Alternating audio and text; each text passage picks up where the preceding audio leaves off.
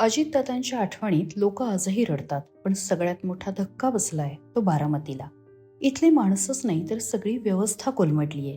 Market ठप्प झालंय, जागांचे भाव पडले, धंदा निम्म्यावर आलाय. गुन्हेगारीने तोंड वर काढलंय. थाक वाटेल असा माणूस आणि प्रेम वाटेल असा नेता उरला नाहीये. आणि म्हणूनच 6 महिन्यांपूर्वी समृद्ध असणारी बारामती आता थंड झालीये. अजित पवारांच्या जाण्याने इथला व्यापार कमी झाला लय फरक पडला. आर्थिक व्यवहार ढासळले, लोकांची देवाणघेवाणीची मंदी आली. अहो कुठं बी ताबे टाकायला लागले ते. कंपनी होणार होती ते बी कंपनी झाली नाही. धंद्यावर परिणाम होतो. धंद्यावर परिणाम होतो. कन्स्ट्रक्शन मध्ये फरक पडलाय तर आपल्या व्यवसायामध्ये फरक पडलाय. बारामतीकर पवार कुटुंबियांवरच नाराज आहेत. आता हे वहिनी आपली सुधाराय पाहिजे. वहिनीने माणूस घाबरत होत, आता कोण घाबरत. अजित पवार गेले म्हणजे फक्त शरीराने गेले असं म्हणता येणार नाही. त्यांच्या सोबत त्यांनी बांधलेल्या, त्यांनी आखलेल्या आणि त्यांनी बनवलेल्या अनेक गोष्टी बारामतीमधून निघून गेल्यात. बारामतीकर सध्या कशात कसं जगताय, कशा पद्धतीने अजित पवारांना जागवण्याचा प्रयत्न करताय बघूया. काय वाटतं बारामतीचा हारच गेला. काय फरक वाटतो? फरक म्हणजे बारामतीची अजितदादा जिवंत असताना व्यवस्थित चालवतं. अजितदादा गेल्यानंतर बारामतीची व्यवस्था बिघडलेली आहे. काय फरक पडला? लय फरक पडलाय. कामाधंद्यावर ह्याच्यावर लय फरक पडला. हो, कामावर फरक पडला. कामावर ह्याच्यावर लय फरक पडलाय. आम्ही हमाली काम करतो, बरं. कामावर लय फरक पडलाय. म्हणून अनेक अशी कामं करणारे लय कामावर फरक पडलाय. आधी म्हणजे किती उत्पन्न मिळायचं, आता किती कमी झालंय? आता आम्ही 1200 रुपये कमावतो. आता 500 सुद्धा हजर भेटत नाही. म्हणजे असं कंडिशन झालं. कामच कमी झाली का? कामावर फरक पडलाय नाही. असे दिवसभर आम्हाला सिमेंटच्या गाड्या भेटायच्या कुठं आणि मैद्याच्या गाड्या व्यापार पेठतल्या कामं येत होती, ती सुद्धा बंद झाली. आता अजित पवारांच्या जाण्याने इथला व्यापार कमी झाला. लय फरक पडलाय. पण विकास कामांच्या बाबतीत म्हणाल तर वहिनी करतात, पण दादाने एवढा अनुभव यायला वेळ लागेल. दादा शनिवार रविवारी आले आणि दादांच्या गाड्या गेल्या म्हटलं तरी, नुसतं दादांची गाडी गेली म्हटलं तरी युवकांच्यात किंवा ह्यांच्यात चर्चा व्हायची, अलर्ट असायचे 100%. म्हणजे भरपूर काय क्षणाला येतं. कुठला प्रसंग बघितला, व्हिडिओ बघितला, म्हणजे मी काल तर यूट्यूबला टी व्हीला बघत होतो त्यांचे काय प्रसंग, त्यांनी कुठं भाषणं केलेली खूप. म्हणजे घरातल्या व्यक्ती गेल्यावर जसे माणूस विरह होतो तसं आहे संपूर्ण बारामती. दुःखातून तर सावरणं अवघडच आहे. अजून तर 6 महिने झालेले, जड जाईल. आपण कसं म्हणतो की घरात माझे वडील आहेत आणि काय अडचण नाही मला, ते बघतील करतील, तसंच दादांचं पण आहे. म्हणजे एक करता माणूस होता बारामतीचा, आमच्या सगळ्यांचा घरातला माणूस होता. सध्या थांबली आहे बारामती. आता स्टार्ट कशी होईल सांगता येत नाही, पण थांबली आहे सध्या बारामती. लोकांचे विचार थांबलेत बारामतीतले की कसं व्हायचं पुढं. ही दादांच्या वरती वांजुटी माया दाखवणारे जे मलिदा गँगवाले आहेत, ही जबाबदार आहेत. आणि दादांच्या नंतर दादांचं काम ह्यांनी करायची जबाबदारी ह्यांच्यावर होती. नैसर्गिकरित्या आलती, दुर्दैवाची गोष्ट होती. आणि ते आल्यानंतर ह्यांनी करायला पाहिजे होतं, पण ही काही करत नाही. यांचं आता बाकीच्यांचं लक्ष फक्त मलिदेवर आहे. अहो कुठं बी ताबे टाकायला लागले ते. उघड आहे ना. आज कायदा सुव्यवस्थेचा प्रश्न बारामतीत काय आहे? बारामतीत आता भेसळीचा प्रकार उघडकीस यायला लागले. 2 नंबरचे जे धंदे होते, गुटके अख्ख्या महाराष्ट्रात बंद आहे. बारामतीत ट्रक नाहीत गुटके. म्हणजे दादा होते त्यावेळेस दादांचं पर्सनली लक्ष असायचं. आता फक्त लक्ष असल्यासारखं दाखवलं जातंय. बारामतीकरांना फार मोठा फरक पडलाय दादांचा. हे कशामुळे झालंय तर दादा गेले तर मलिदा गँगचा हे उच्चाद आहे. जे काय दादांच्या नंतर जे काय कुटुंबातनं बारामतीकरांसमोर आलंय, त्याच्यामुळे बारामतीकर पवार कुटुंबियांवरच नाराज आहेत. दोन्हीकडल्या पण. पवार कुटुंबियाकडनं बारामतीकरांची काही अपेक्षा नाही. बारामतीकरांचं आता सगळं जे काय आहे ते सर्वसामान्य बारामतीकर आहेत. म्हणजे त्यांच्यात ह्याच्यात आहेत. बाकीचं पवार कुटुंबियांचं काय नाही, काय लक्ष बी नाही. आणि पवार कुटुंबांचं मला नाही वाटत आता त्यांना काही आहे. ती फक्त दाखवतात. निवडणूक आली की ती फिरणारच आहेत. अजित पवारांची आठवण येते का?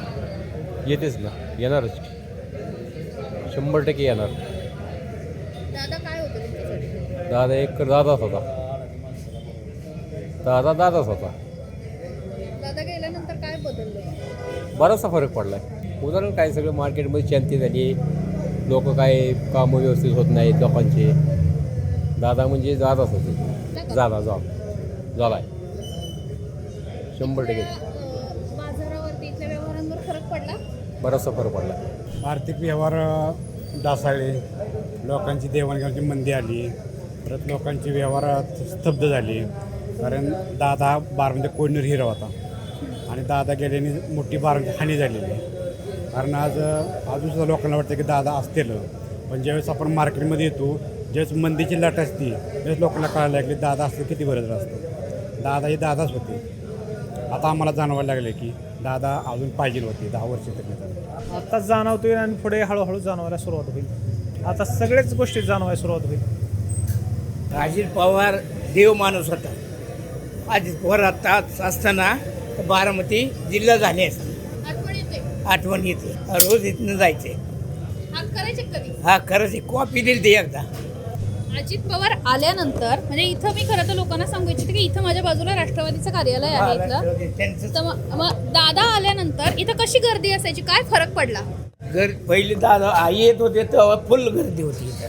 गर्दी आता असायची. कमी झाली बरं का. आता कमी झाली.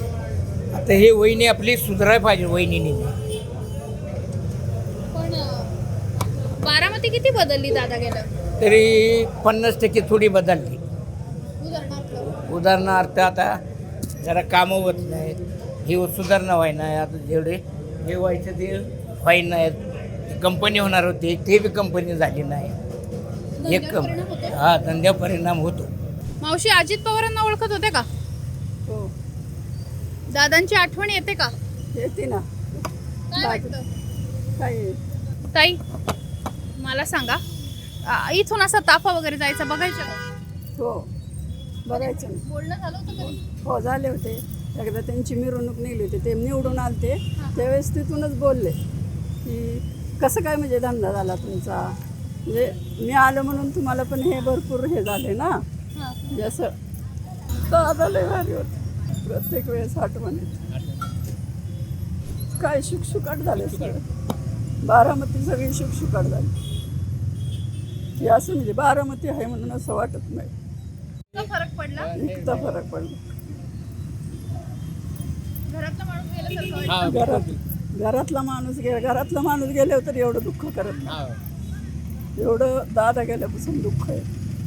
खूप चांगले होते दादा आमचे. दादासारखा माणूस परत जन्माला पण येणार नाही. खूप चांगले होते आमचे दादा. दादा होते तर बारामतीला शो होता आमच्या. आता बघा बारामती आमची वसाड पडली. सारखी आठवण येते दादांचं. फोटो बघितलं की आठवण येते दादांची. दादा आहे तर आमची बारामती होती.